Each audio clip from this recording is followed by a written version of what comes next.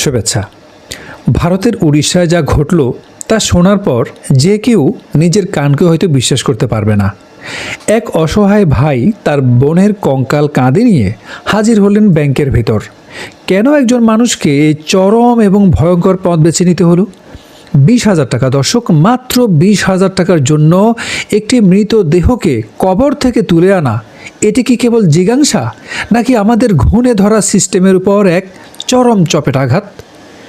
ঘটনাটি ওড়িশার এক দরিদ্র কৃষকের। তার বোনের ব্যাংক অ্যাকাউন্টে জমা ছিল মাত্র 20,000 টাকা। বোন মারা যাওয়ার পর সেই টাকা তুলতে গিয়ে তিনি বারবার ব্যাংক কর্মকর্তাদের দ্বারে দ্বারে ঘুরেছেন, কিন্তু নিয়মের দোহাই দিয়ে ব্যাংক কর্মকর্তারা প্রতিবারই তাকে ফিরিয়ে দিয়েছেন। তাদের এক কথা, টাকা তুলতে হলে অ্যাকাউন্ট হোল্ডারকে সাথে নিয়ে আসতে হবে। দরিদ্র ভাইটি বারবার চিৎকার করে তাদের বোঝানোর চেষ্টা করেছেন যে তার বোনটি মারা গেছে, কিন্তু পাষাণ কর্মকর্তাদের মন গলেনি। কোনো প্রমাণ বা কোনো আকুতি যথেষ্ট ছিল না তাদের কাছে।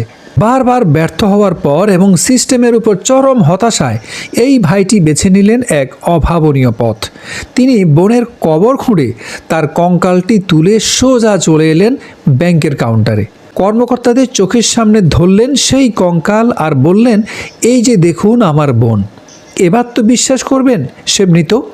পুরো ব্যাংক স্তব্ধ হয়ে গেল। এই দৃশ্য দেখে মানুষের মনে আজ একটাই প্রশ্ন, যে নিয়ম একজন মৃত মানুষকে কবরেও শান্তি দেয় না, সেই নিয়ম আসলে কার জন্য, কাদের জন্য?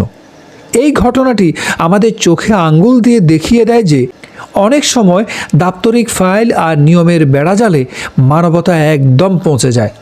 20,000 টাকা হয়তো ব্যাংকের কাছে অতি সামান্য, কিন্তু ওই দরিদ্র কৃষকের কাছে এটি ছিল বেঁচে থাকার অবলম্বন। আমরা কি সত্যিই এমন এক সমাজে বাস করছি যেখানে মৃতদেহের কোনো সম্মান নেই?